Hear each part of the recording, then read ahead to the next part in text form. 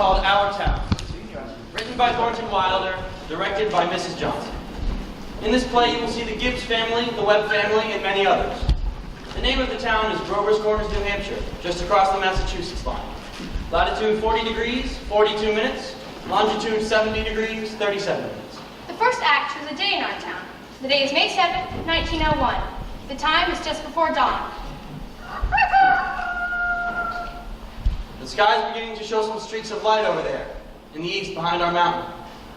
The morning star always gets wonderful bright before it has to go out, doesn't it? Well, I'd better show you how our town lies. Up here is Main Street. Way back there is the railway station.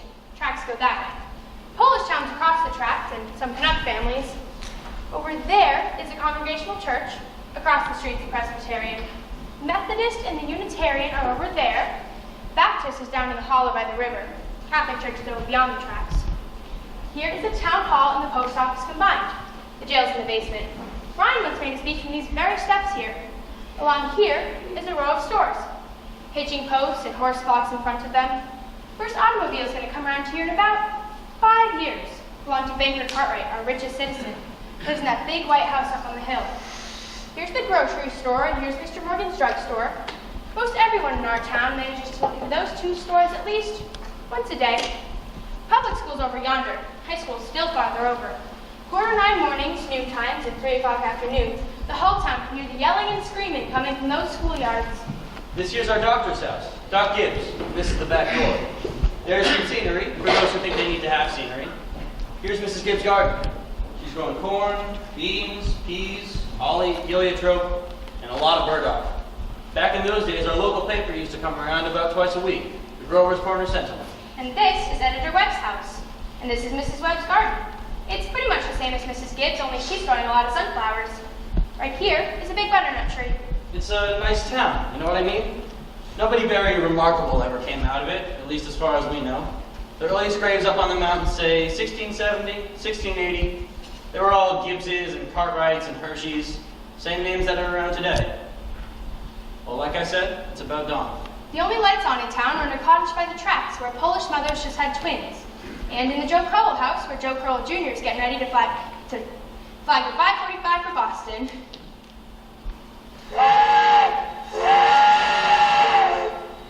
Now, naturally, out in the country and all around, there have been lights on for some time.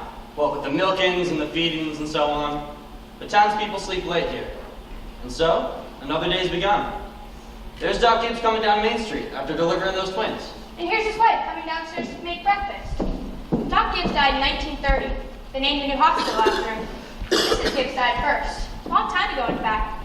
She was going up to visit her daughter, Rebecca, who married an insurance man in Canton, Ohio, and she died there. Pneumonia, but they brought her body back up here. She's up in the cemetery there now, in with a whole mess of Gibbses and Hersheys. She was Julia Hershey before she married Doc Gibbs in the Congregational Church. In our town, we like to know the facts about everybody. Well, there's Editor Webb's wife, coming downstairs to get her breakfast too. Oh, and here's Doc Gibbs. Got that call at about 1:30 this morning. Oh, and over there's Joe Crowell Jr., delivering Mr. Webb's Sentinel. Morning, Doc Gibbs. Morning, Joe. Somebody been sick, Doc? No, just some twins born over in Polish town. You want your paper? Yes, I'll take it. Say, son, anything serious been going on in the world since Wednesday? Yes, sir. My school teacher, Miss Foster's, getting married to a fellow over in Concord. I declare. How do you boys feel about that? Well, of course it's none of our business. But if a girl starts out to be a teacher, then she ought to stay one. How's that knee doing, Joe? Just fine, Doc. I don't feel it at all. And only like you said, it tells me when it's gonna rain. What's it telling you today? Going to rain? No, sir. You sure? Yes, sir. That knee ever make a mistake? No, sir. I want to tell you something about that boy, Joe Crowell there. He was awfully bright. Graduated from high school head of his class. So he got a scholarship to Massachusetts Tech. Graduated head of his class there, too. It was all wrote up about in the Boston paper at the time. Going to be a great engineer, Joe was. But the war broke out and he died in France. All that education for nothing. Giddy up, Bessie. What's the matter with you today? Hey, here's Howie Newsom, coming to deliver the milk. Morning, Doc. Morning, Howie. Somebody sick? There are twins over to Miss Guralowski's. Twins, eh? This town's getting bigger every year. Going to rain, is it, Howie? No. Fine day. About a burnt bird. Come on, Bessie. Hello, Bessie. Say, how old is the old gal, Howie? She's going on 17. Bessie's all mixed up about the brutes. Ever since the Lockharts stopped taking their quart milk every day. She keeps scolding me the whole trip. Good morning, Howie. Oh, good morning, Mrs. Gibbs. Me and Doc just talking over here. Were you? Seems Yes. like you're a little late today. Oh, yes, sorry. Something went wrong in separator. Don't know what it was. Doc. Howie? Children, time to get up. Come on, Bessie. George, Rebecca. Everything all right, friend? Yes, I declare. Easiest kittens. Well, maybe they'll be ready in a minute. Sit down and drink your coffee. You can catch a couple hours sleep this morning, can't you? Miss Wentworth's coming at 11. Guess I know what it's about, too. Her stomach ain't what it ought to be. All told, you won't get more than 3 hours sleep. Frank Gibbs, I don't know what's going to become of you. I do wish I could get you to go away someplace and take a rest. I think it would do you good. Children, it's time to get up. Wally, Emily, it's 7 o'clock. I declare, you have got to speak to George. Something's come over him lately. He's no help to me at all. I can barely get him to cut me some wood. Is he sassy to you? No, he just whines. All he ever thinks about is that baseball. George, Rebecca, you'll be late for school. George! George, look sharp. Yes, Mom. Don't you hear your mother calling you? I guess I'll go upstairs and get 40 winks. Children, you'll be late for school. Wally, you dress yourself good or I'll come up and do it myself. Mom, what dress shall I wear? Now don't make a noise. Your father's been out all night and he needs his rest. But I washed and ironed that blue gingham for you special. Ma, I hate that dress. Oh, hush up with you. Every day I go to school just like a sick turkey. Now, Rebecca, you always look very nice. Mama, George is going to self at me. I'll come up there and slap the both of you, that's what I'll do. We've got a factory right down too. Can you hear it? It makes blankets. The Cartwrights own it and it run them a fortune.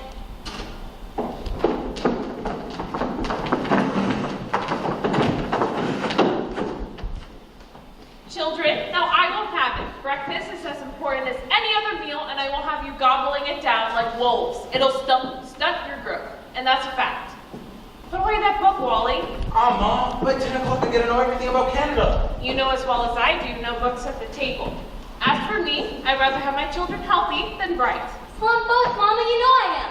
I'm the brightest girl in school for my age. I have a wonderful memory. Eat your breakfast. I'm great, too, when I'm looking at my stamp collection.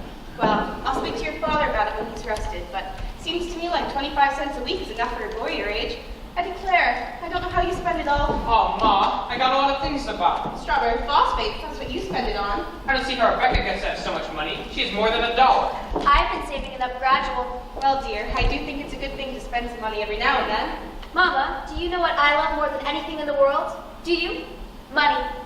Eat your breakfast. Mama, there's the first bell. Really, let's go.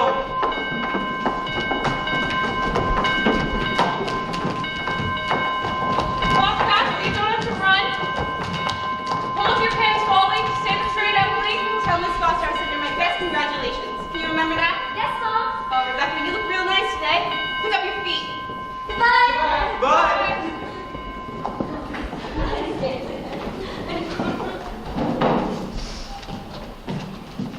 Here, chick, chick, chick, chick, chick. Here, chick, chick, chick, chick, chick. No, go away with you. Go away. Here, chick, chick, chick, chick. No, what is the matter with you? Fight, fight, fight. That's all you do. You don't belong to me. Whose are you? Oh, don't be so scared. Nobody's going to hurt you. Good morning, Myrtle. How's your cold? I still get that tickling feeling in my throat once in a while. Told Charles it wouldn't be any use to go to choir practice today. Have you tried singing over your voice?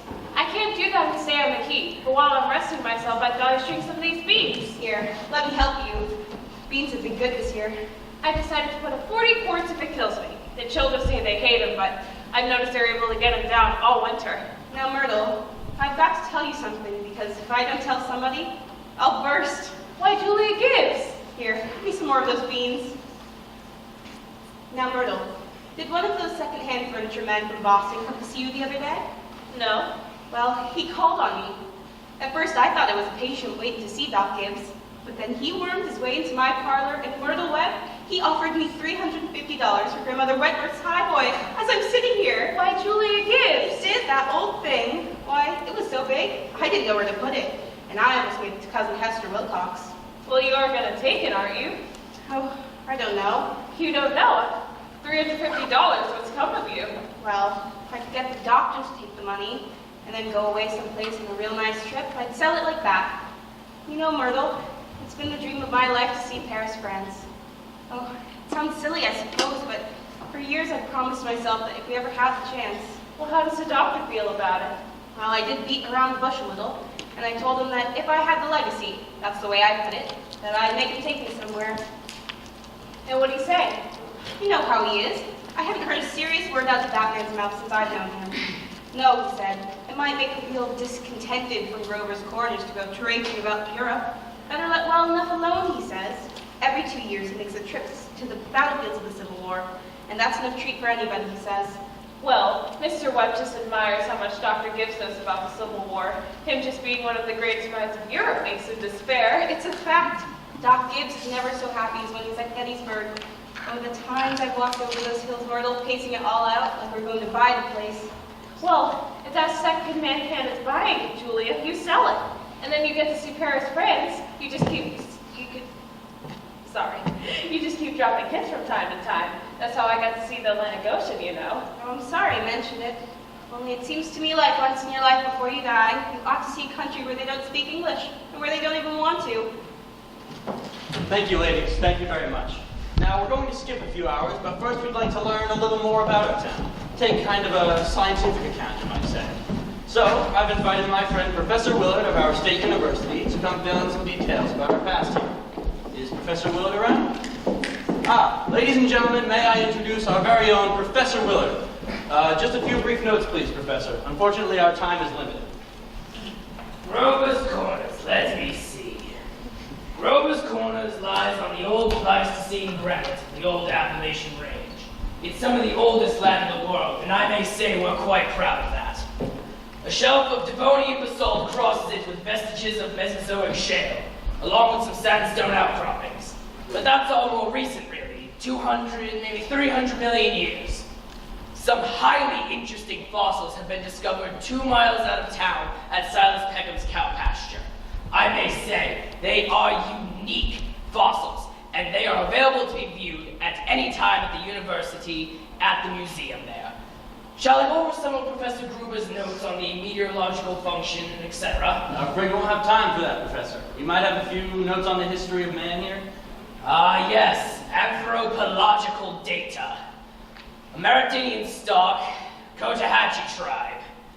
No evidence before the 10th century of this era, now seem to have entirely disappeared. Possible traces in 3 families. Migration towards the end of the 17th century, English brachiocephalic blue-eyed stock. Since then, some Slav and Mediterranean... And the population, please, Professor Willard? Within the town limits, 2,640. Just a moment, Professor.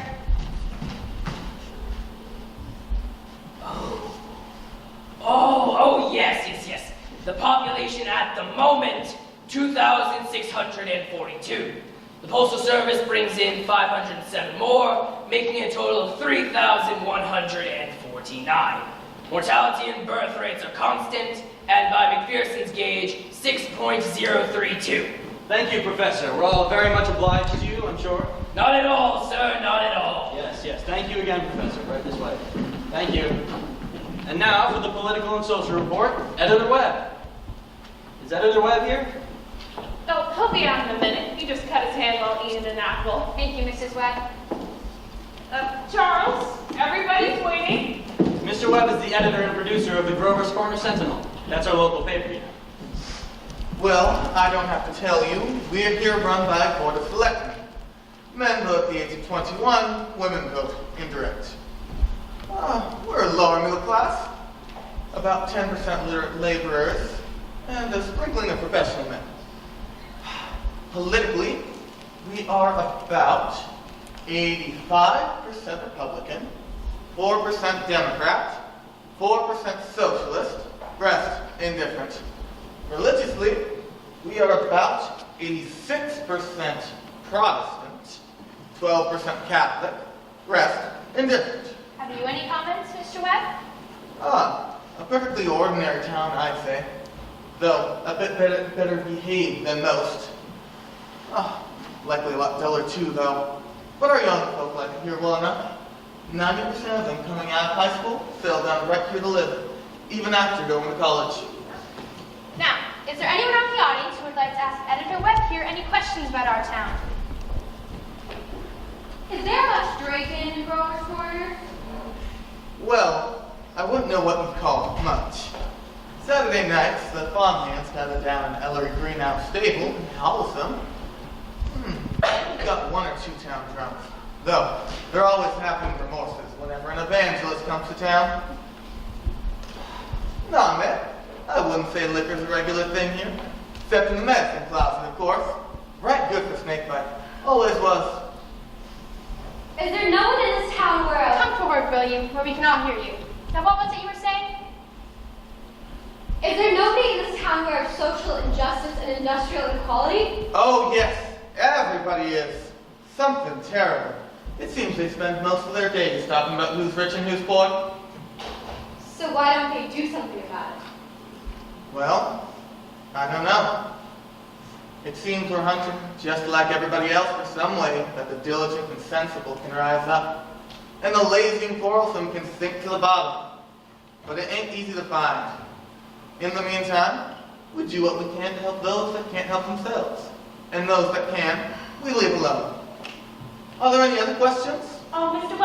Webb, is there any love of beauty or culture in Grover's Corner? Well, ma'am, there ain't much. Not in the sense you mean, at least. Come to think of it, we've a couple girls that can play piano during high school commencement, though they ain't happy about it. Nah, ma'am, there ain't much culture here. But perhaps this is the place to tell you there are pleasures of a kind here. We all love to see, just over the mountains, the sun rising. And we know a good deal about the birds. We pay an awful lot of attention to them. And the change of the seasons, yes, we all know about them. But those other things, you're right, man. There ain't much. Robinson Crusoe, the Bible, Handel's Largo, oh, and Whistler's Mother. But that's about as far as we go. So I thought. Thank you, Mr. Webb. Thank you, Mr. Webb. Now we'll head back to the town. It's early afternoon. All 2,642 have had their dinners and all the dishes have been washed. There's an early afternoon calm in our town. A buzzing and a humming from the school buildings. Only a few buggies down on Main Street. The horses resting at the hitching post. You all remember what it was like. Doc Gibbs is over in his office, tapping people and making them say ah. Editor Webb's mowing his lawn. One man in tenure thinks it's a privilege to push his own mower. No, sir, it's later than I thought. There are the children coming in from school already. Hey, I got the ball! I got the ball!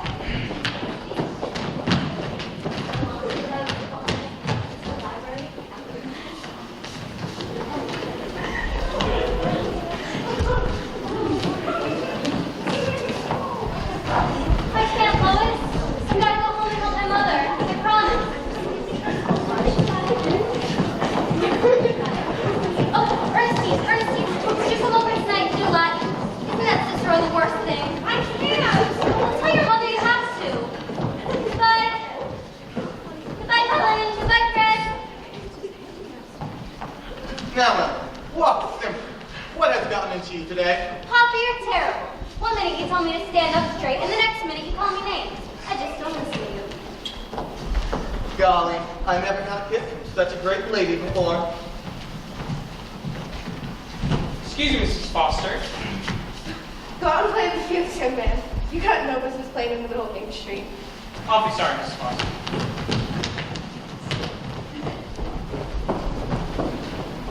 Hello, Emily.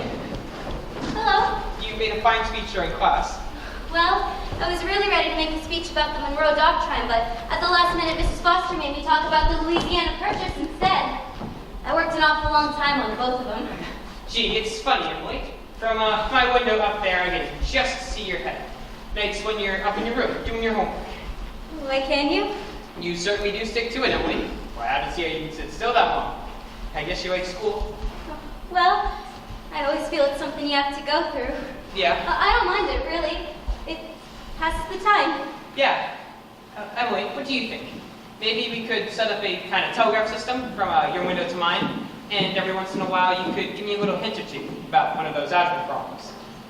I mean, not the answers. No, of course not, Emily. Just a little hint.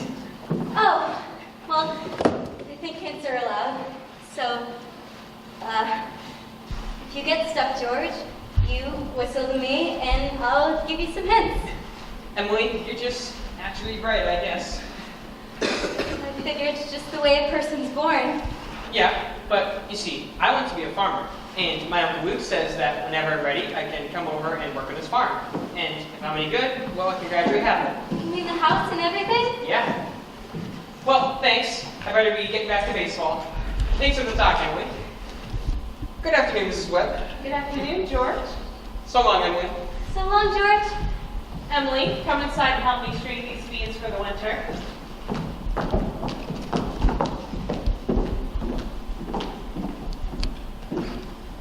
Why, George Gibbs let himself have a real conversation. He's getting old. How old would George be? I don't know. Let's see. He's almost 16. Mama, I made a speech in class today, and I was very good. You must recite it to your father at supper. What was it about? The Louisiana Purchase. Oh, it was like silk off of spool. I'm gonna make speeches all my life. Mama, are these big enough? Try and get him a little bigger if you can.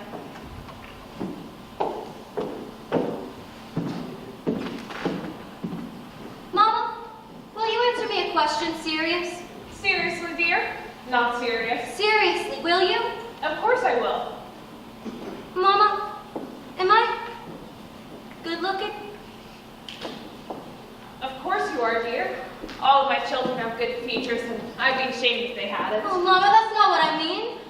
What I mean is, am I pretty? Why, yes, dear, you are. You have a young, pretty face. Now, I've never heard of such foolishness. Oh, Mama, you never tell us the truth about anything. I am telling you the truth. Mama, were you pretty? Well, yes, dear, I was. I was the prettiest girl in school next to Mamie Cartwright. But Mama, you gotta say something about me. Am I pretty enough to get anybody, to get people interested in me? Emily, you make me tired. Now come along, dear. Bring that bowl with you. Oh, Mama, you're no help at all. Thank you, thank you. We're going to have to interrupt again here. Thank you, Mrs. Webb. Thank you, Emily. There are some more things we'd like to explore about this now. Now, it may be a good idea to tell you that the Cartwright interests have begun building a bank in Grover Corners. Had to go to Vermont for the marble, sorry to say. But they've asked a friend of mine what he thinks they should put up in the cornerstone so people can dig it up 1,000 years from now. Of course, we've already put in a copy of the New York Times and Editor Webb's Sentinel. We're kind of interested in this because some scientific fellows have found a way to paint all the reading matter with this silicate glue that'll make it keep 1,000, maybe 2,000 years. We're putting in a Bible and the Constitution of the United States and a copy of William Shakespeare's plays. You know, the city of Babylon was once home to 2 million people. And all we know about them is the names of some kings and some copies of old wheat contracts. But every night those families sat down to dinner, and the fathers came home from work, and the smoke went up the chimney, just the same as here. And even in Greece and Rome, all we know about the real lives of the people is what we can piece together out of the joking poems and the comedies they wrote for the theater back then. So, I'm going to have a copy of this play put in the cornerstone, so people 1,000 years from now will know a few simple facts about us. That's more than the Treaty of Versailles or the Lindbergh flight. See what I mean? So, people 1,000 years from now, this is how we were in the provinces north of New York at the turn of the 20th century. This is how we were in our growing up and in our living, and in our marrying and in our dying. Well, a great deal of time's gone by. It's evening. You can hear choir practice going on in the Congregational Church. All the children are sat at home doing their schoolwork. The day is running down with a tired clock. Be the tie that binds our hearts in Christian love, the fellowship of kindred. Now, look here. Music come into the world to give pleasure. Blessed be the tie that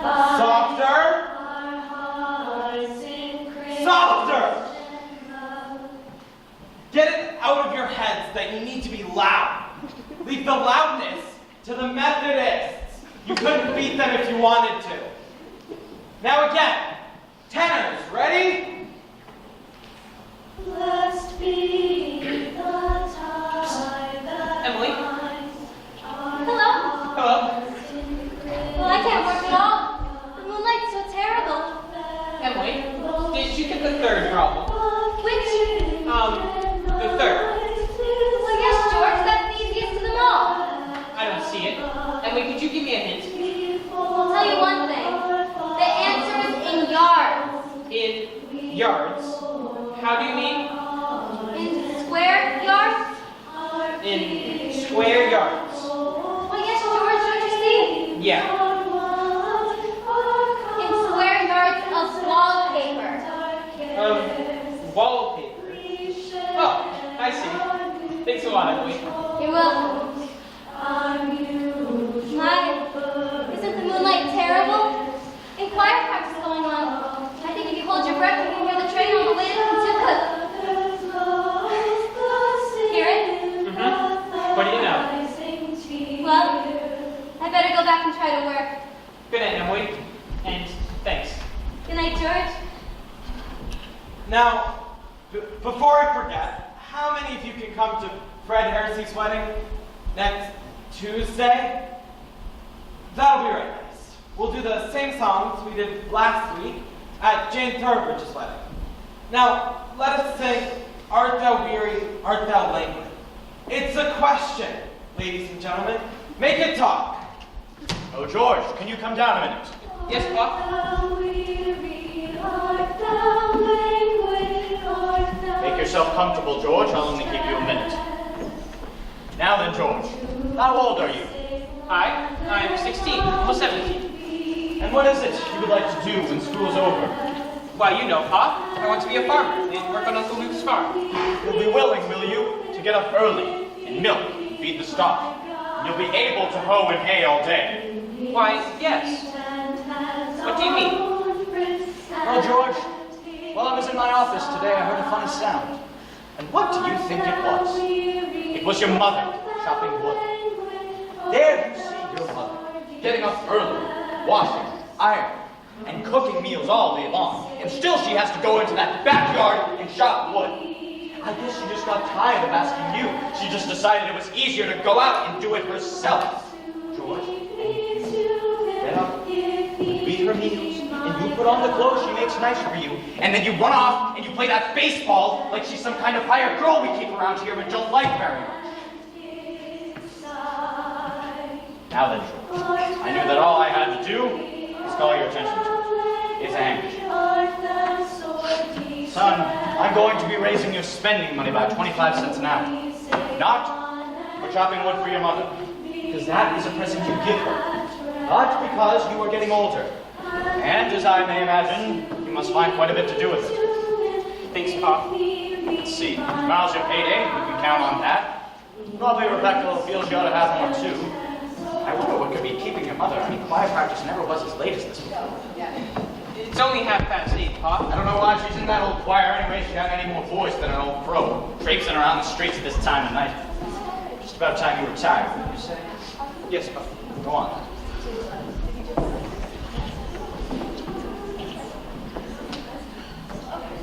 Okay, guys, let's just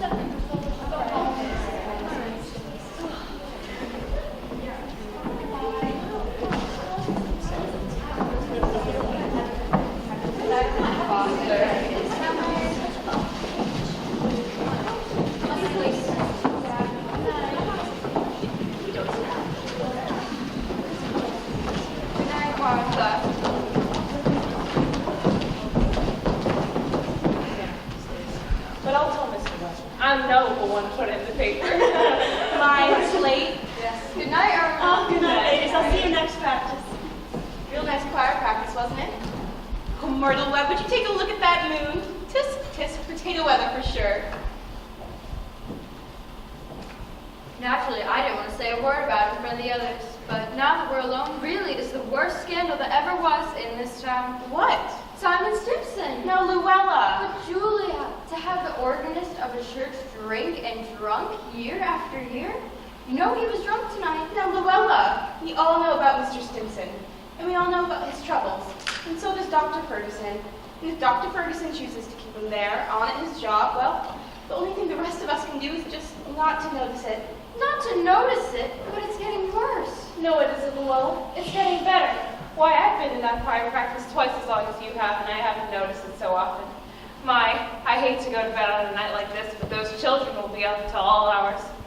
Good night, Luella. Good night, Julia. Good night. Can you get home safe, Luella? Oh, it's as bright as day out. I can see Mr. Soames scowling at the window now. Do you think we've been to a dance the way men folk carry on? Good night.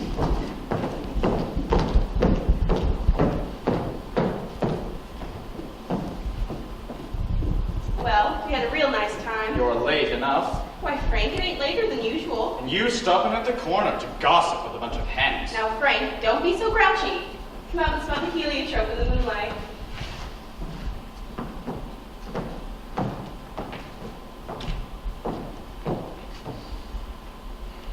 Isn't that wonderful? Now, what did you do all that time I was away? Oh, I read, as usual. What were the girls gossiping about tonight? Well, believe me, Frank, there was something to gossip about. Simon Stimson far gone, was he? Worst I've ever seen him. How do you think that'll end, Frank? Dr. Ferguson can't forgive him forever. I reckon then I know more about Simon Stimson's affairs more than anybody in this town. Some people just ain't cut out for small town life. I reckon there ain't a lot more we can do about it, but just leave it alone. Come on, get it. No, not yet, Frank. I'm worried about you. What are you worried about? Well, I think it's my duty to get you a real rest and change. And if I have that legacy, well, I'm going to insist upon it. Julia, there's no sense in going over that again. Frank, you're so unreasonable. Come on, Julia, it's getting late. Before you know it, you'll catch cold. I gave that George a piece of my mind tonight. I reckon you'll have your wood chopped for a while anyway. Start getting upstairs. Oh dear, there's always so much to pick up around here, seems like. You know, Frank, Mrs. Fairchild always locks her door every night. All those people up that part of town do. They're all getting citified. That's the trouble with them. They haven't got a fit to burgle, and everybody knows it.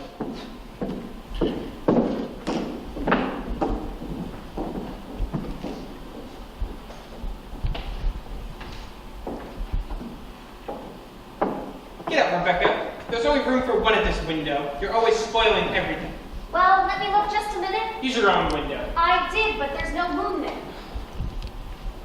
George, do you know what I think? Do you? I think the moon's getting nearer and nearer, and soon there'll be a big explosion. Rebecca, you don't know anything. If the moon were getting nearer, then the people who stay up all night with the telescopes would see it first, and it would be in all the newspapers.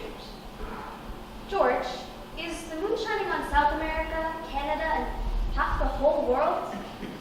Well, probably is. 9:30. Most of the lights are out. Here's Constable Warren trying some doors on Main Street. And here's Editor Webb after putting his newspaper to bed.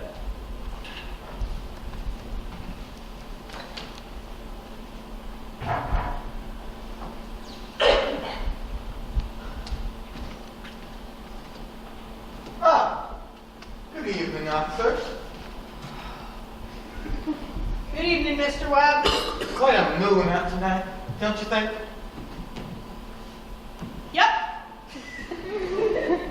All quiet tonight? Simon Stimson's rolling around a little. Just saw his wife moving out to look for him, so I looked the other way. Oh, there he is now. Ah, good evening, Simon. Seems the town fell down pretty well for the night. Yes, Simon. Seems the town fell down pretty well for the night. Perhaps we should too. Can I walk a ways with you?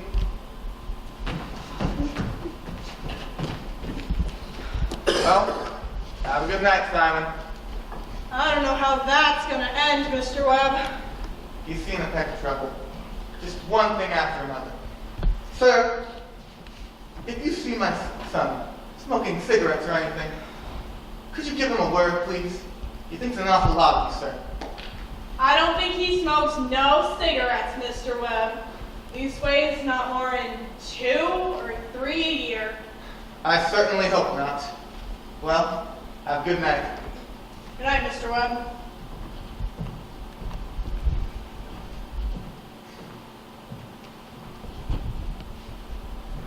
Who is that up there? Is that you, Myrtle? Oh no, it's me, Papa. Emily! Now why aren't you in bed? I don't know. I just can't sleep yet, Papa. The moonlight's so wonderful. And the smell of Mrs. Gibbs' heliotrope. Do you smell it? Yes, Emily. Emily, you don't have any troubles on your mind, have you? Troubles, Papa? No. Well, in that case, have a good night.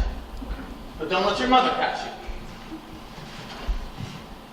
I never told you about that letter that Jane Prophet got from her minister when she was sick. He wrote Jane a letter, and on the envelope, the address was like this. It said, Jane Prophet, Prophet Farm, Rover's Corners, Sutton County, New Hampshire, the United States of America. What's so funny about that? But wait, it's not finished.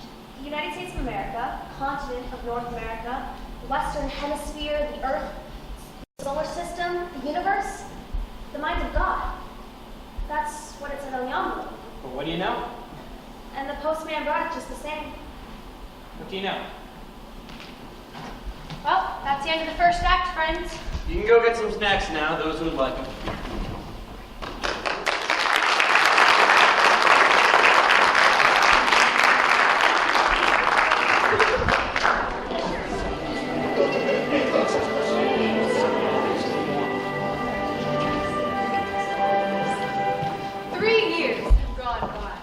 Yes, the sun's come up over 1,000 times. Summers and winters have cracked the mountains a little bit more, and the rains have brought down some of the dirt. Some babies that weren't even born before have begun speaking regular sentences already. And some people who thought they were ripe and young and spry have noticed that they can't bound up a flight of stairs like they used to without their heart fluttering a little. All that can happen in 1,000 days. Nature's been pushing and contriving in other ways too. A number of people have fallen in love and gotten married. Yes, the mountains got bit away by a few fractions of an inch. Millions of gallons of water went by the mill, and here and there, a new home was set up under a roof. Almost everybody in the world gets married. You know what I mean? In our town, there aren't hardly any exceptions. Most everybody in the world climbs into their graves married. The first act was called The Daily Life. This act is called Love and Marriage. There's another act coming after this one, and I reckon you can guess what that one's about. So, it's 3 years later, and it's 1904. It's July 7th, just after high school commencement. That's the time most of our young people jump up and get married.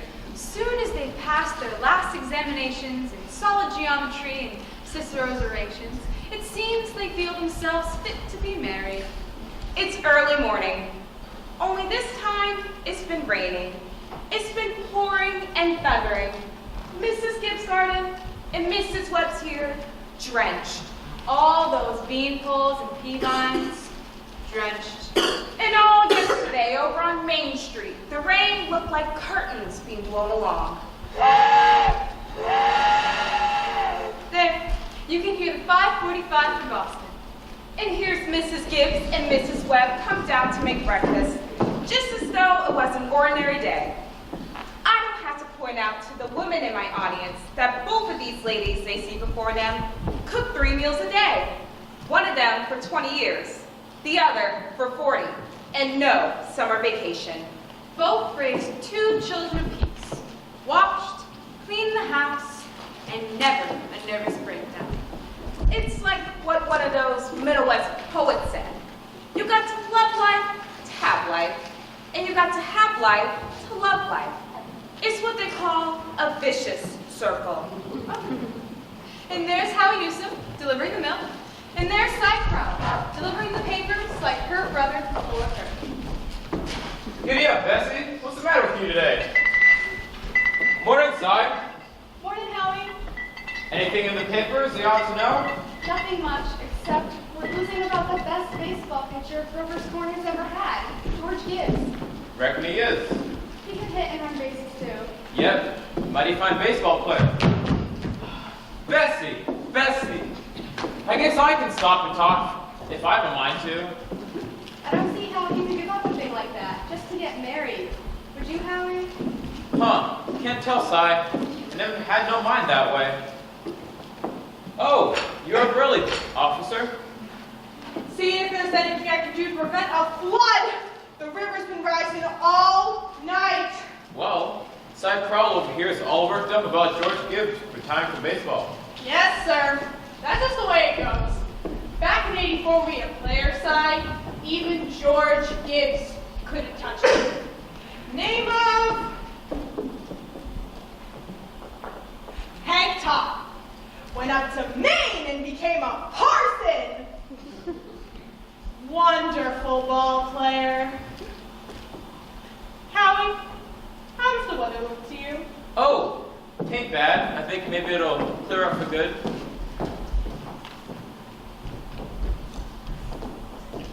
Good morning, Howie. Oh, good morning, Mrs. Gibbs. You think it's going to rain again? Well, the rain's so heavy, I think maybe it'll clear up for good. I sure hope it will. How much did you want today? Well, Howie, I'm going to have a house full of relations. Looks to me like I'll need 3 of milk and 2 of cream. Well, my wife and I told me to tell you that we hope that they'll be very happy. No, they will. Thanks a lot, Howie. Tell your wife I hope she gets there to the wedding. Oh, she'll get there. She'll get there if she can.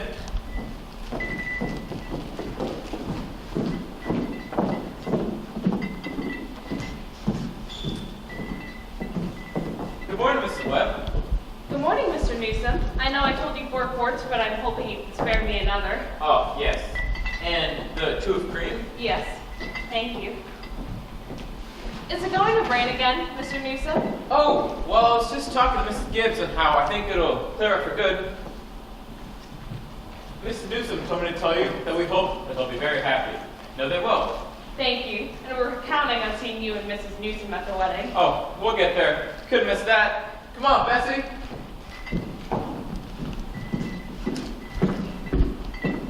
Well, Mom, the day's come. Loosen one of your chicks. Now, Frank Gibbs, don't you say another word. I feel like crying every minute. Sit down and drink your coffee. Groom's up there shaving himself, only there ain't a lot to shave. Whistling and singing like he's glad to leave us. Every now and then I hear him say, I do, in the mirror. It don't sound convincing to me. I declare, Frank, I don't know how we'll get along. I've seen to it that he's going to warn things. You're too young, Frank. Emily won't think of such things. He'll catch his death of a cold within a week. I was remembering my wedding morning, Julia. Now, don't start that, Frank Gibbs. I was the scariest young fella in the state of New Hampshire. I thought for sure I'd make a mistake. But when I saw you coming down that aisle, I thought you were the prettiest girl I'd ever seen. And the only trouble was, I'd never seen you before. There I was, standing right in the middle of a congregational church, about to marry a total stranger. Well, how do you think I felt? Frank, weddings are perfectly awful things. Farces, that's what they are. Here, I've made something for I'm you. Julia Hersey, French toast. It ain't hard to make, and I had to do something. How'd you sleep last night, Julia? Well, I heard a lot of the hours struck off. Yes. I get a shock every time I think of George setting out to become a family man. That great gangling thing, I tell you, Julia, the relationship between father and son's got to be the darndest awkward. Well, mother and daughter's no picnic either, let me tell you. Well, they'll have their troubles, I suppose, but ain't any of our business. Everybody has a right to their own troubles. Yes, people are meant to go through life 2 by 2. Tain't natural to be lonesome. Say, do you know one of the things I was afraid of when I married you? Go along with you. I was afraid we wouldn't have material for conversation more than last us 2 weeks. I was afraid we'd run off and eat our meals in silence, that's a fact. Well, now, you and I have been conversing for 20 years now without any noticeable barren spells. Well, good weather, bad weather, tain't very choice. But I always found something to talk about. Say, did you hear Rebecca stirring around upstairs? Why no? Only day of the year that Rebecca hasn't been managing everybody's business up there. She's hiding up in her room. I get the impression she's crying. For Lord's sakes, this has got to stop. Rebecca, come down and get your breakfast. Good morning, everybody. Only 5 more hours to live. George Gibbs, where are you going? Just stepping across the grass, see my girl. Now, George, you put on your overshoes. It's raining torrents. You do not leave this house without being prepared for it. But, Ma, it's just a step. George, you'll catch your death of a cold and cough all throughout service. George! Do as your mother tells you! From tomorrow on, you can kill yourself in all weathers. But while you're in my house, you'll live wisely, thank you. Maybe Mrs. Webb isn't used to callers at 7 in the morning. Here, take a cup of coffee. Be back in a minute.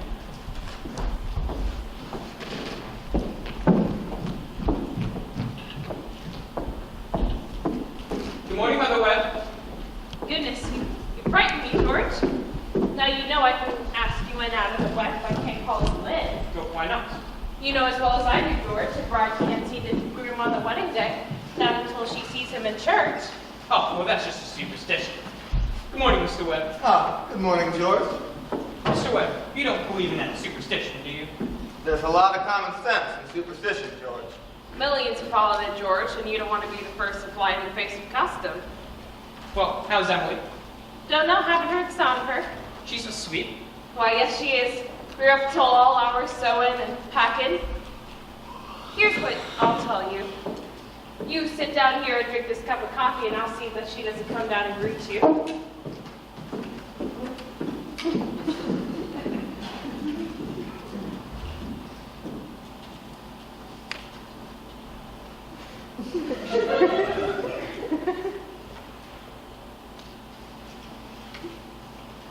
Well, how are you? Are you okay, my boy? I'm fine. Mr. Webb, what sense could there be in a superstition like that? Well, on her wedding day, a girl's head's apt to be full of clothes and one thing or another. Don't you think that's it? Why, yes, I never thought of that. A girl's head is apt to be quite nervous on her wedding day. I wish a fellow could get married without all this running up and down. Every fellow that's ever lived has felt that way about George, but it has not been any use. You see, it's the women folk who've built up weddings, my boy. For a while now, they have it all to their own. A man looks quite small at a wedding, you see. All those good ladies standing shoulder to shoulder, making sure that knot's tied in a mighty public fashion. But you do believe in it, don't you, Mr. Webb? Oh, yes, yes. Do not misunderstand me. Marriage is a wonderful thing. A wonderful thing. And don't you forget that. No, sir. Mr. Webb, how old were you when you got married? Well, I had just gotten out of college, and I was taking some time off to get settled. But Mrs. Webb, why, she couldn't have been any older than Emily is. Although, age has much to do with it, not compared to other things. What were you going to say, Mr. Webb? Oh, was I going to say something? Oh, yes, George. I was thinking the other night about some advice that my own father gave me when I was getting married. Charles, he said, Charles, you gotta start out early showing them who's boss, he said. Best thing to do, give out an order. Don't matter if it don't make sense. That way she'll learn to obey. And if there is anything about your wife that irritates you, her conversation or anything, you just get up and leave the house. Oh, and yes, never let your wife know how much money you've got. Never. Why, Mr. Webb, I don't think I ever could. So I took the opposite of his advice, and I have been happy ever since. So let that be a lesson to you, George. Never go to other people for advice on personal matters.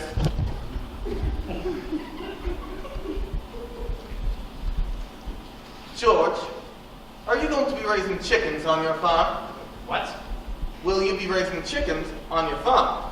Oh, well, Uncle Luke's never been much A interested, book came into my office the other day on the philo system of raising chickens. I want you to read it. I'm thinking about starting up in a small way in the backyard. I might even get an incubator set up down in the cellar. Charles, are you talking about that old incubator again? I thought you two would be talking about something worthwhile. Well, Myrtle, if you want to talk to the boys so bad, I'll go upstairs and leave you to it. George, Emily sends her love, but she doesn't want to lay eyes on you. Goodbye.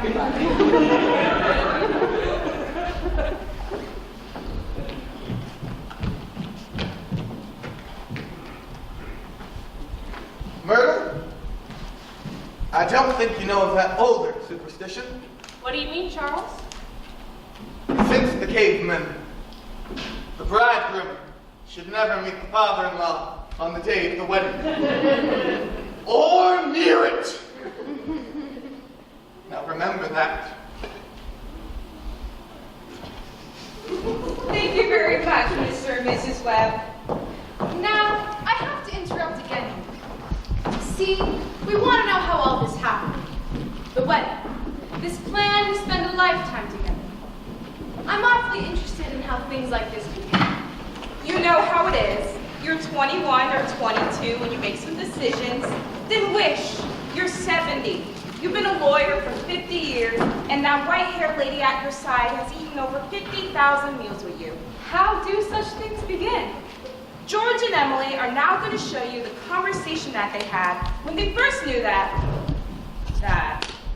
well, as the saying goes, they were meant for one another. But before they do that, I want you to try and remember what it was like to have been very young. And particularly, the days when you were first in love. When you were like a person sleepwalking. And you couldn't quite see the street that you were in. And you couldn't quite hear everything that was said to you. You're just a little bit crazy. Now they'll be coming out of high school at 3 o'clock. George has just been elected president of the junior class. And as it's June, that means he'll be president of the senior class all next year. And Emily's just been elected secretary and treasurer. I don't have to tell you how important that is. Oh, that's them coming down Main Street now. Hey, I got the ball! I got the ball!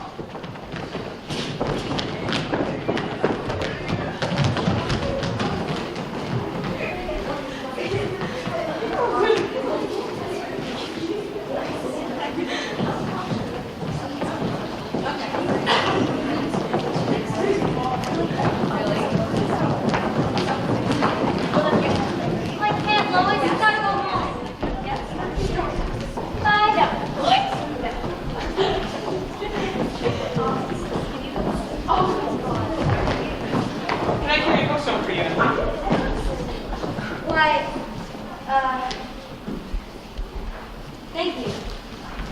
Here's a car. Excuse me, just a minute.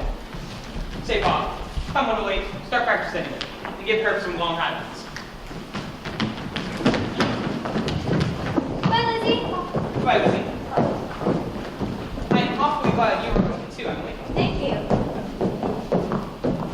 Emily, why are you mad at me? I'm not mad at you. You've been treating me awful funny lately.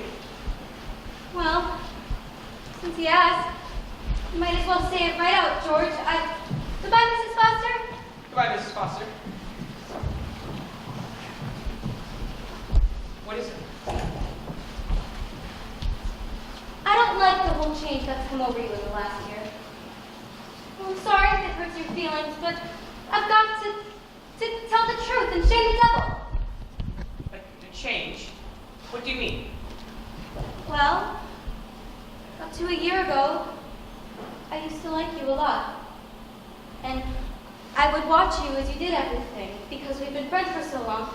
And then you began spending all your time at baseball, and you never stopped to speak to anyone anymore. Not even your own family you didn't. And George, it's a fact, you've gotten awful conceited and stuck up, and all the girls say so. They may not say it to your face, but that's what they say behind your back. And it hurts me to hear them say it, but, well, I've got to agree with them a little. I'm sorry if it hurts your feelings, but I can't be sorry I said it. I'm glad you said it, Emily.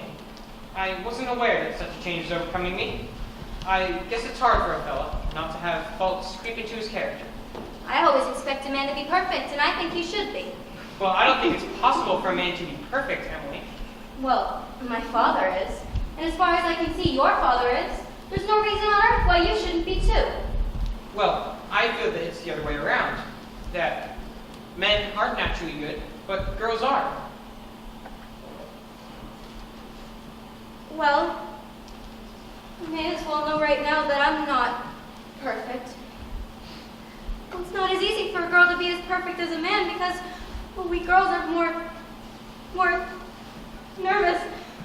Oh no, I'm sorry I said all that stuff about you. I don't know what made me say it. Emily. And I can see it's not the truth at all, and I suddenly feel it isn't very important anyway. Emily, would you like to get an ice cream soda? Or something before you go home? Well, thank you. I would. Good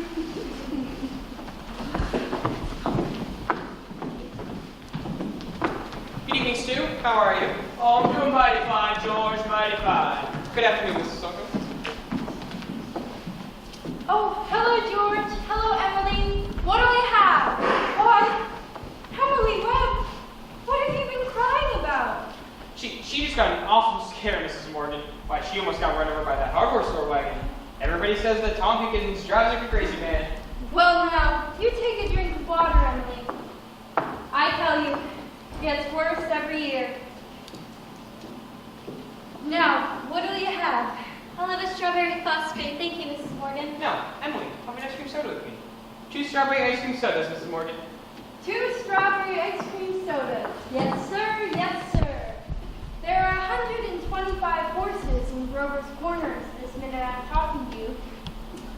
The state inspector was in here yesterday, and now he says they're bringing in these automobiles. The best thing to do is just stay home.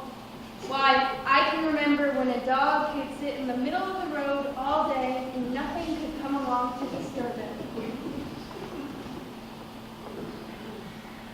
There they are. Enjoy them. Yes, Mrs. Ellis, what can I do for you? They're so expensive. Oh, no, don't you think of that. We're celebrating our election. And do you know what else I'm celebrating? No. I'm celebrating because I've got a friend who tells me all the things that ought to be told to me. Oh, George, please don't think of that. It's not true. I don't know why I said it. No, You're not. Emily, you stick to it. I'm glad you said what you did, but you'll see. I'm going to change. I'm going to change so quick, you bet I'm going to change. And, Emily, I want to ask you a favor. What? Emily, if I do go away to State Agricultural College next year, will you write me a letter every once in a while? Oh, well, I certainly will, George. I certainly will. It certainly seems like being away for years would get out of touch with things. Maybe letters from Grover's Corners wouldn't be so interesting after a while. Grover's Corners isn't a very interesting place when you think of all New Hampshire, but, well, I think it's a very nice town. Well, the day wouldn't come when I wouldn't want to know everything that's happening here. I know that's true, Emily. I'll try to make my letters interesting then. You know, Emily, whenever I meet a farmer, I ask him if he thinks it's important to go to agricultural school and to be a good farmer. Why, George? Yeah, and some of them even say that, well, that it's a waste of time. Why, you could get all that information anyway out of the pamphlets the government sends out. And Uncle Luke's getting old. He's just about ready for me to start taking over his farm tomorrow if I could. Why? And like you say, being gone all that time, going to other places and hating other people. Gosh, if anything like that could happen, then I don't want to go away. I guess meeting new people aren't as good as the old ones. Why, I bet they almost never are. Emily, I feel that you're as good as a friend as I've got. I don't need to go meet the other people in other towns. But, George, maybe it's very important for you to go and learn all about cattle judging and soils and things. Of course, I don't know. Emily, I'm going to make up my mind right now. I won't go. I'll tell Paul about it tonight. Why, George, I don't see why you have to decide right now. It's a whole year away. Emily, I'm glad you spoke to me about that fault in my character. What you said was right, but there was one thing wrong with it. And that was that for a year, I wasn't noticing people. And you, for instance. Why, you say you were watching me when I did everything. I was doing the same to you the whole time. Why, sure, I thought of you as one of the chief people I thought about. I always made sure who you were sitting with on the bleachers, who you were walking with. And for 3 days now, I've been trying to walk home with you, but you went home with Miss Forrest. Oh, George, life's awful funny. How could I have known that? Why, Listen, I thought... Emily, I'm going to tell you why I'm not going to agricultural school. I believe that once you found a person who you're very fond of, and who's fond of you too, and likes you enough to be interested in your character, why, I believe that's just as important as college is, and even more so. That's what I think. Well, I think that's awfully important too, George. Emily, Yes, George? Emily, if I do make a big improvement and a big change, would you be, could you be? I am now. I always have been. Well, I guess it's a very important talk we've been having. Yes. Yes. Just wait a minute, and I'll walk you home. Say, Mrs. Morgan, I'll have to come back and pay you for those. What's that? George Gibbs, do you mean to tell me? Yes, but I had reasons, Mrs. Morgan. Look, here's my gold watch to keep until I come back. Keep your watch. I'll trust you. I'll be back in 5 minutes. I'll trust you 10 years, George, not a day over. Got over your shock, Emily? Oh, yes, thank you, Mrs. Morgan. It was nothing. I'm ready. There are a lot of things to be said about a wedding, and there are a lot of thoughts that go on during a wedding. And we can't get them all into one wedding, naturally. Especially one at Grover's Corners, where they're awfully plain. For a while now, the play gets pretty serious.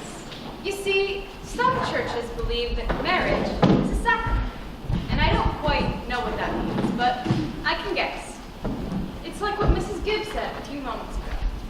People were made to live 2 by 2.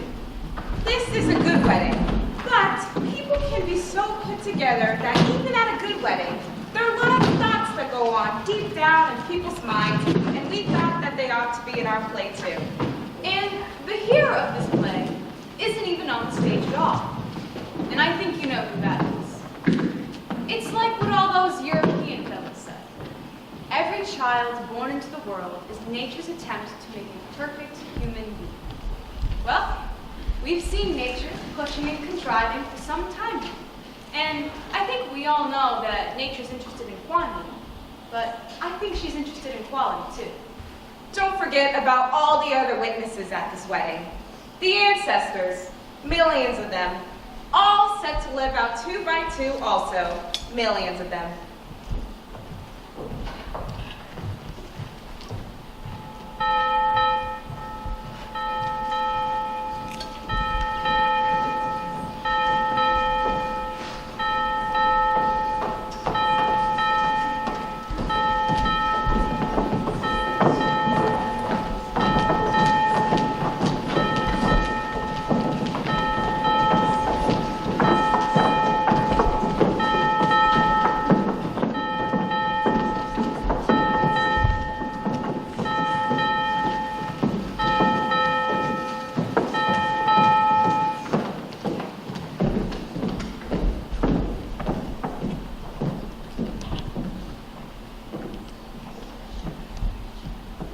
I don't know why on earth I should be crying.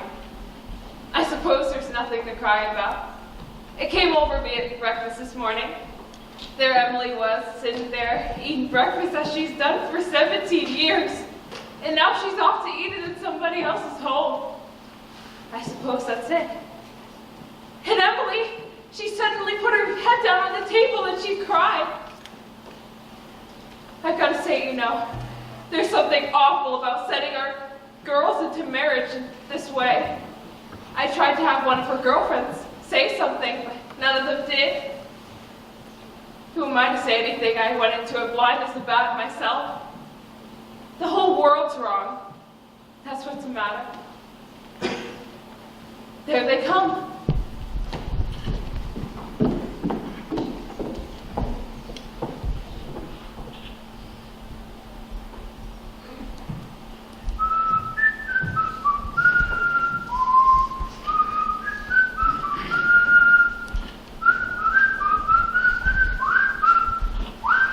Hey, George!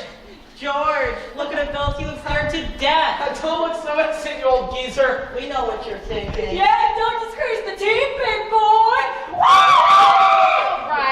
right, that's enough of that. There used to be a lot of that kind of thing at weddings in the old days. Rome and later. We're more civilized now, so they say. George, what's the matter? Ma, I don't want to grow old. Why is everybody pushing me so? Why, George, you wanted this. No, Ma, you listen to me. No, George, you're a man now. Ma, for the last time I ask you, all I want to do is be a fella. George, anyone should hear you. Stop, please. I'm so ashamed of you. What?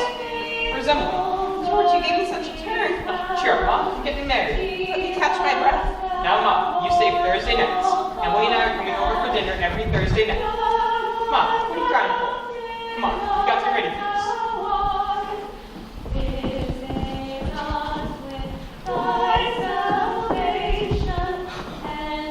I never felt so alone in my whole life. George there, looking so...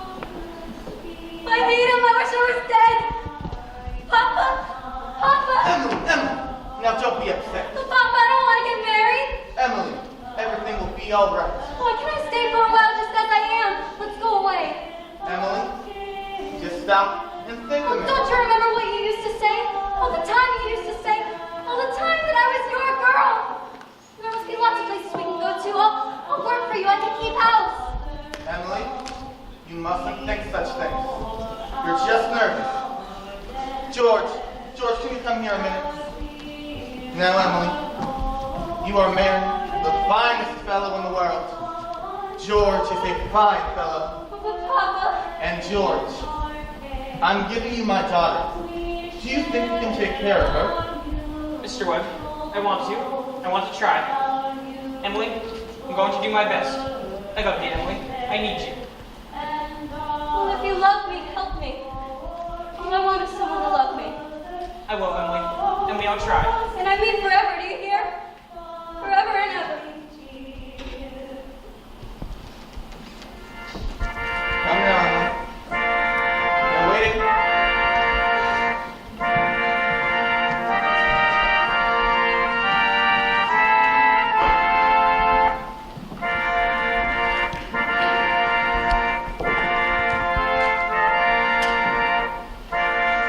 Do you, George, take this woman Emily to be your wedded wife?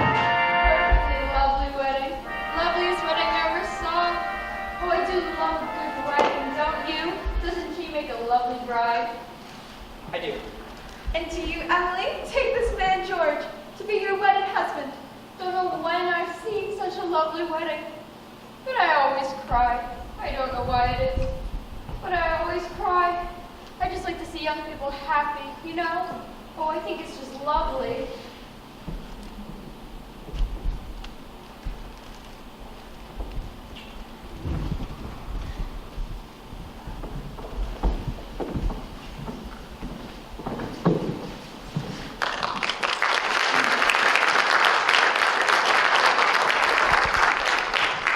I've married over 200 couples in my day.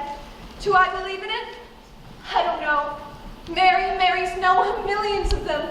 The cottage, the go-kart, the Sunday afternoon drives to the Ford, the first rheumatism, the grandchildren, the second rheumatism, the deathbed, the reading of the will. Once in 1,000 times. It's interesting. Well, let's have Mendelssohn's Wedding March.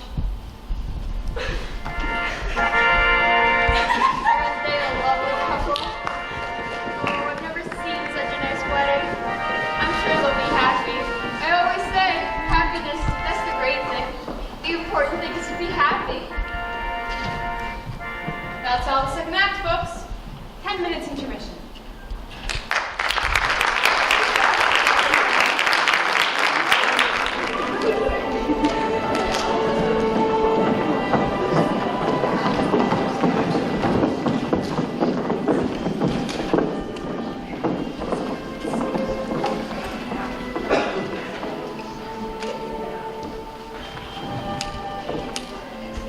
This time, 9 years have gone by, friends. Summer 1913. Gradual changes here in Grover's Corners. Horses are getting rarer. Farmers coming into town in Fords. Everybody locks their house doors now at night. Ain't been any burglars in town yet, but everybody's heard about them. You'd be surprised, though. On the whole, things don't change much around here. This is certainly an important part of Grover's Corners. It's on a hilltop, a windy hilltop. Lots of sky, lots of clouds, often lots of sun and moon and stars. You come up here on a fine afternoon and you can see range on a range of hills. Awful blue they are, up there, by Lake Sunapee and Lake Winnipesaukee. And up, if you've got a glass, you can see the North Mountains and Mount Washington, where North Conway and Conway is. And of course, our favorite mountain, Mount Monadnock here, and all these towns that lie around it. Jaffrey and East Jaffrey, Peterborough and Dublin and there. Quite a ways down is Grover's Corners. Yes, beautiful spot up here. Mountain laurel and lilacs. I often wonder why people like to be buried in Woodlawn or Brooklyn when they might pass up the same time here in New Hampshire. Over here are the old stones. 1670, 1680. Strong-minded people that came a long way to be independent. Summer people walk around laughing at the funny words on the tombstones. It don't do any harm. And genealogists come up from Boston, get paid by city people for looking up their ancestors. They want to make sure they're daughters of the American Revolution and of the Mayflower. Well, I guess that don't do any harm either. Wherever you come near the human race, there's layers and layers of nonsense. And over here are the Civil War veterans, iron flags on their graves. New Hampshire boys had a notion that the Union ought to be kept together, though they'd never seen more than 50 miles of it themselves. All they knew was the name, friends. The United States of America. The United States of America. And they went and died about it. This here's the new part of the cemetery. Here's your friend, Mrs. Gibbs, and let me see, Mr. Stimson, choral director of the Congregational Church. Oh, and Mrs. Soames, who enjoyed the wedding so. You remember? And lots of others, too. And over here is Editor Webb's boy, Wallace, whose appendix burst while on a Boy Scout trip to Crawford Notch.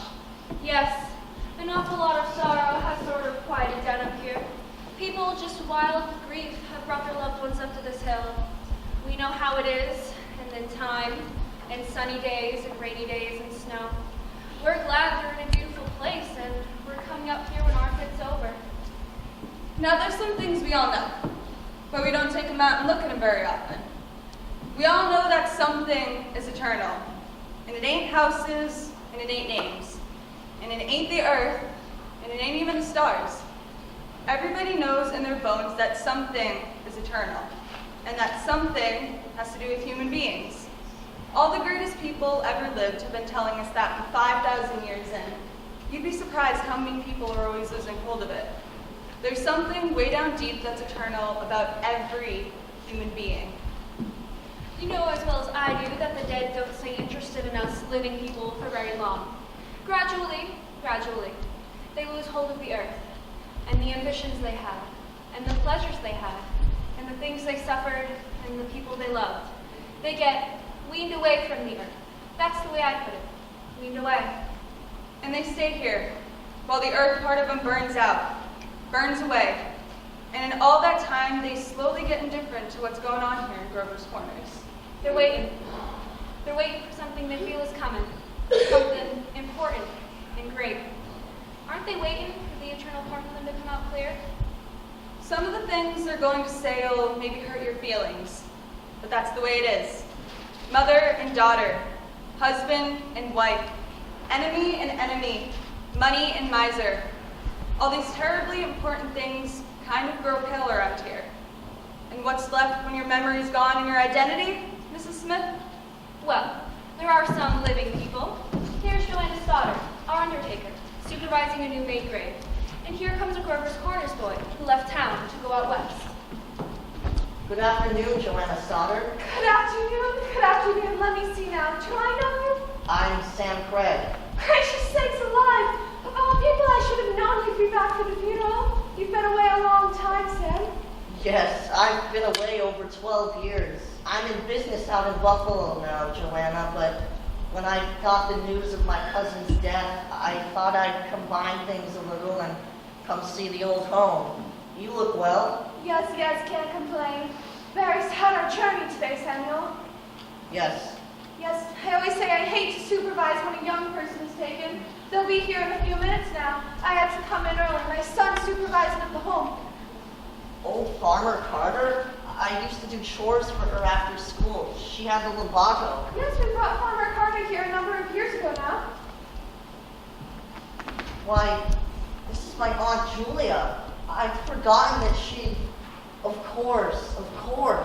Yes, Doc Gibbs lost his wife 2-3 years ago now. And today's another pretty bad blow for him, too. That's my sister Carrie's boy. Sam. Sam Craig. I'm always uncomfortable when they're around. Simon. Do they choose their own verses much, Joanna? No, not usual. Usually the bereaved pick a verse. That doesn't sound like Aunt Julia. There aren't many of those Hersey sisters left now.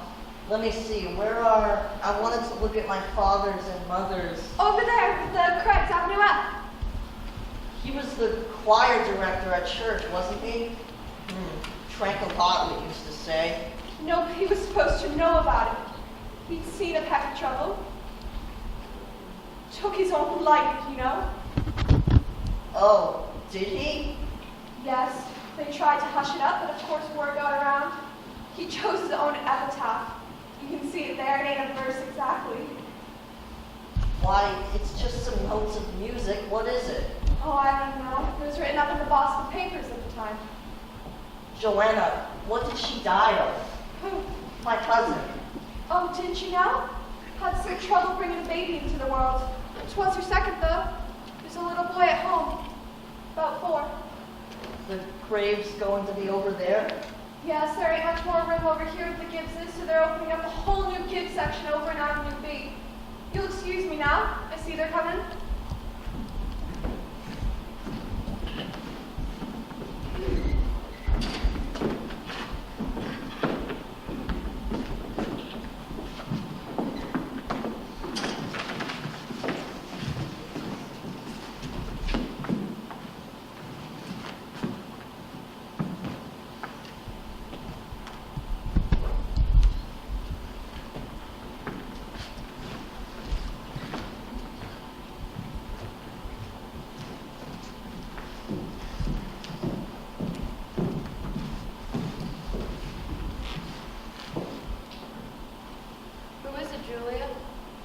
My daughter-in-law, Emily Webb.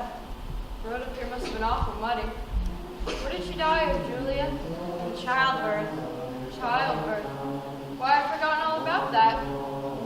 My, wasn't life awful and wonderful? Wonderful, was it? Simon, now remember.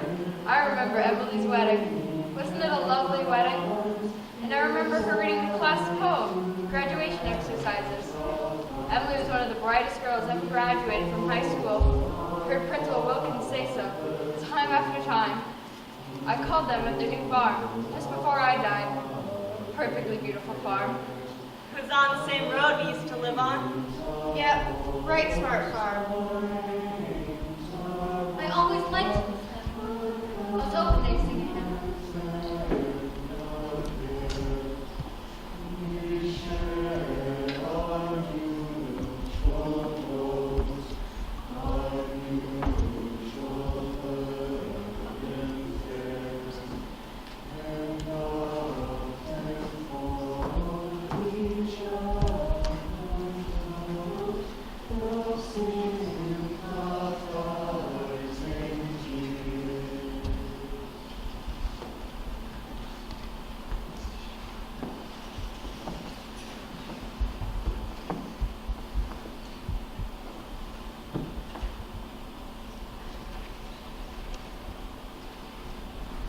Hello. Hello, Emily. Hello, Miss Gibbs. Hello, Mother Gibbs. Emily. Hello. It's raining. Yes, they'll be gone soon, dear. Just sit and rest. It seems thousands and thousands of years since I... Oh, Papa remembered that was my favorite hymn. Oh, I wish I'd been here a long time. I don't like being new here. How do you do, Mr. Simpson? How do you do, Emily?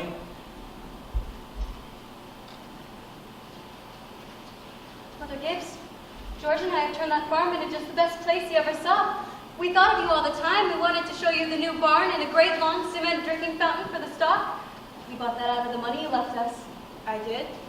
Well, don't you remember, Mother Gibbs? The legacy you left us? Why, it was over $350. Yes. Yes, Emily. Well, there's a patent device on the drinking fountain, Mother Gibbs, so that it never overflows, and it never sinks below a certain mark they have there. It's fine. Won't be the same to George without me, but it's a lovely farm.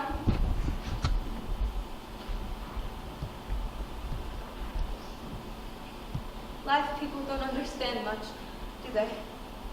No, dear, not very much. They're sort of shut up into little boxes, aren't they? I feel as though I knew them last 1,000 years ago.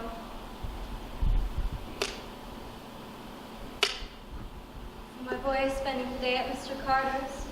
Oh, Mrs. Carter, my little boy is spending the day at your house. Is he? Oh, yes, he loves it there.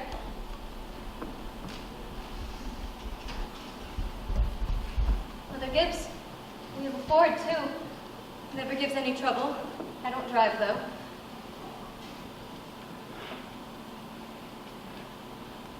Mother Gibbs, when does this feeling go away? Of being one of them? How long does it? Just wait and be patient. I know. Oh, look.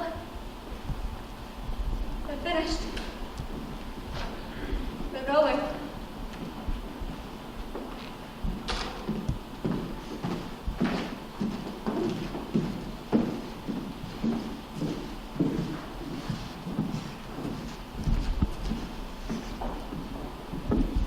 Oh, look.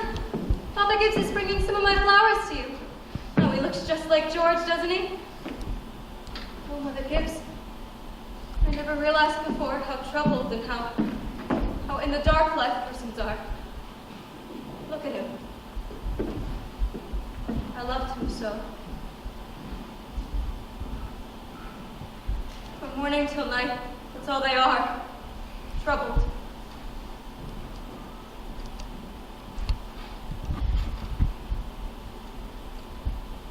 It's a little cooler than it was.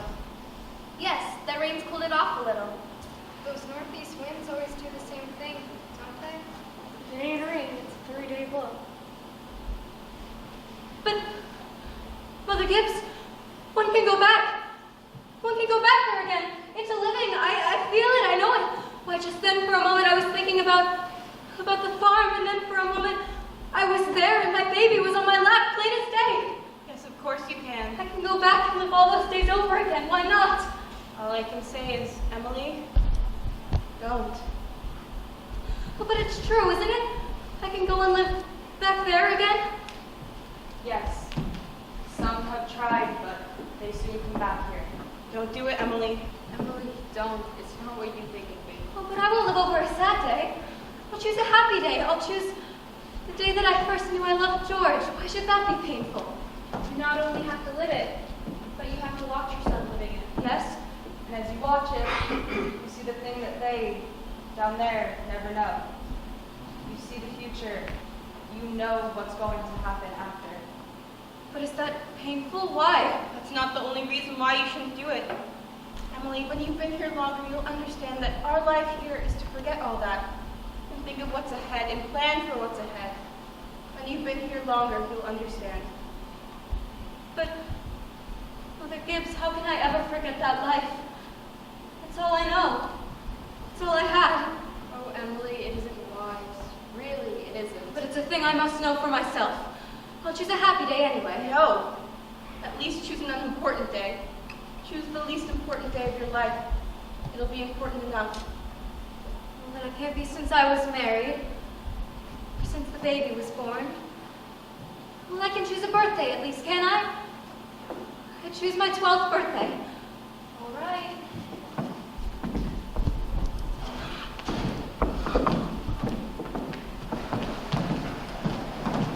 February 11th, 1899. A Tuesday. Would you like any special time of day? Oh, I want the whole day. We'll begin at dawn. You remember it had been snowing for several days, but they had cleared the roads. The sun's coming up. Oh, why, there's Main Street. And there's Mrs. Morgan's drugstore before they changed it. Oh, there's the livery stable. Yes, it's 1899. This is 14 years ago. Oh, that's the town I knew as a little girl. Oh, there's the old white fence that used to be around our house. I'd forgotten that. Oh, I love it so. Are they inside? Yes. Your mother will be coming downstairs in a minute to make you breakfast. Will she? And you remember, your father had been away for several days. He came back on the early morning train. No. He'd been back to his college to make a speech. In Western New York, at Clinton. Oh, look! There's Howie Newsom. There's our policeman. But he's dead. He died. Come on, Bessie. What's the matter with you today? Morning, officer. Morning, Howie. You're up early. We rescued a party. Darn near froze to death down by Polish Town Bar. Got drunk and lay out in the snowdrifts. Thought he was in bed when I shook him. Oh, why, they're still cruel.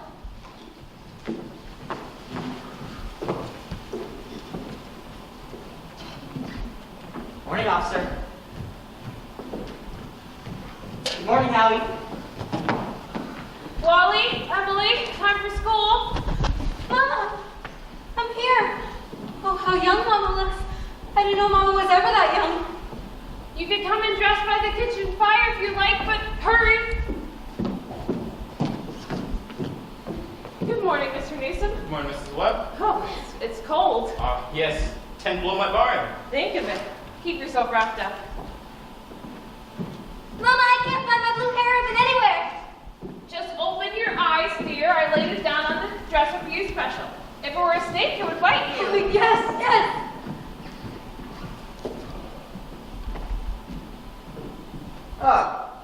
Good morning, Hal. Good morning, officer. Morning, Mr. Webb. All quiet back here? Well, I was called up this morning to rescue a Polish fellow. Darn near froze to death he was. We must get that in the paper. Wasn't much. Papa. Well, I hope you have a good day. You too, Mr. Webb. Good morning, Mother. How'd it go, Charles? I told him a few things. All quiet back here?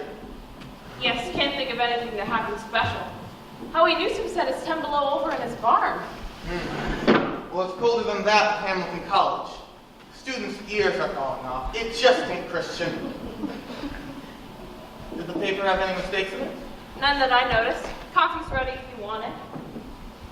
Oh, don't forget that it's Emily's birthday. Did you remember to get her something? Oh, I got her something right here. Now, where's my girl? Where's my birthday girl? Don't interrupt her now, Charles. She's already late enough as it is. Now, children, I don't want to have to call you again. Oh, I can't bear it. They're so young and beautiful. Why do they ever have to get old? Mama, I'm here. I'm grown. I love you all, everything. Oh, I can't look at everything hard enough. Can I?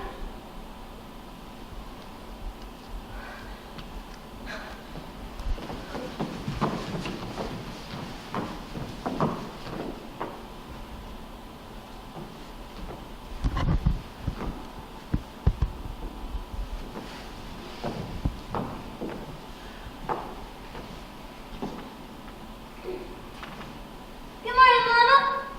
Now, a very happy birthday to my girl. Many happy returns. There's some surprises waiting for you on the kitchen table. Oh, Mommy, I shouldn't have. I can't. But birthday or no birthday, I want you to eat that food good and slow. I want you to grow up and be a good, strong girl. That and the blue papers from your Aunt Carrie that I could reckon who brought you the postcard album. George Gibbs must have come in the cold. Right nice of him. Oh, George, I'd forgotten that. Chew on that bacon good and slow. It'll help you keep warm on a cold day. Oh, Mama, just look at me 1 minute as though you really saw me. Mama, 14 years have gone by. I'm dead. You're a grandmother, Mama. I married George Gibbs, Mama. Wally said too. Mama, his appendix burst on him and can't be traced to North Conway. We felt just terrible about it. Don't you remember? But just for a moment now, we're all together. Mama, just for a moment, we're happy. Let's look at one another. That in the yellow paper is something I found among your grandmother's things. You're old enough to wear it now, and I really thought you'd like it. And this is from you. But Mama, it's just lovely. It's just what I wanted. It's beautiful. I hope you like it. Your Aunt Nora couldn't find one in Concord, so she had to send one all the way to Boston. And Wally has something for you too. Made it in manual training class. And your father is something as well. Don't know what it is myself. Shh, here he comes. Now where's my girl? Where's my birthday girl? I can't go on. It goes too fast. We don't have time to look at one another.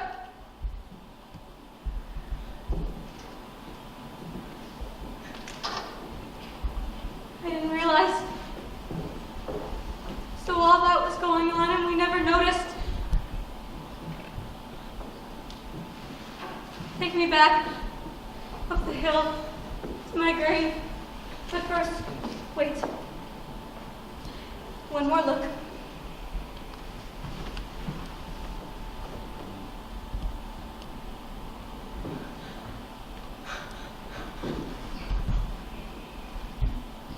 Goodbye. Goodbye, world. Goodbye, Cooper's Corners. Mama and Papa. Goodbye to clocks ticking, and Mama's sunflowers, and food and coffee, and new iron dresses, and hot baths, and sleeping, and waking up. Oh, Earth, you're too wonderful for anyone to realize you. Do any human beings ever realize life while they live it? Every minute? No. The saints and the poets, maybe. They do some. I'm ready to go back.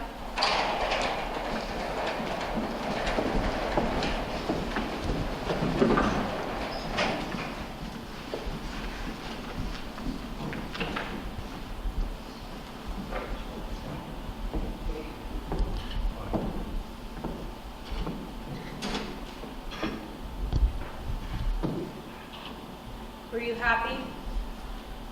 No. I should have listened to you.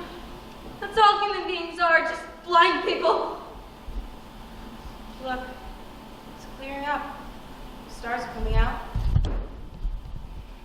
Oh, Mr. Stimson, I should have listened to them. Yes. Now you know. Now you know. That's what it was to be alive. To move about in a cloud of ignorance. To go up and down, trampling on the feelings of those about you. To be at the mercy of one self-centered passion or another. That's the happy existence you wanted to go back to. Ignorance and blindness. Simon Stimson, that ain't the whole truth and you know it. Emily, look at that star. I can't remember its name. My boy Joe was a sailor. Knew them all. He used to sit on the porch evenings and tell them all by name. Yes, sir. Wonderful. The star's mighty good company. Yes, yes it is. Here's one of them coming. It ain't no time for one of them to be here. Goodness sakes.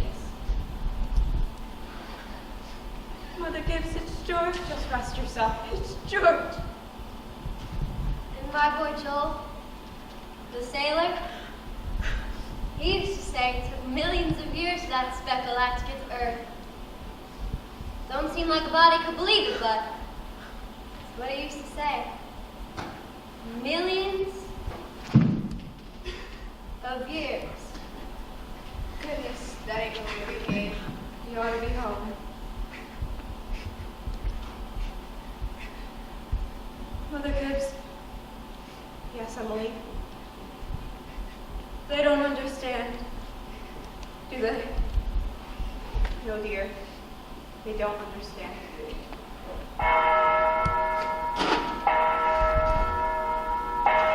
There's a few lights on. Shorty Hawkins down at the depot, I just watched the Albany train go by. And at the livery stable, somebody's setting up late and talking. Yes, it's clearing up. There are stars doing their old crisscross journeys in the sky. Scholars haven't settled the matter yet, but they believe that there are no living beings up there. Just chalk or fire. Only this one is straining away all the time to make something of itself. This time the strain is so bad that every 16 hours, everybody lies down and gets a rest. 11 o'clock in Grover's Corners. You have a good rest too. Good night. The end.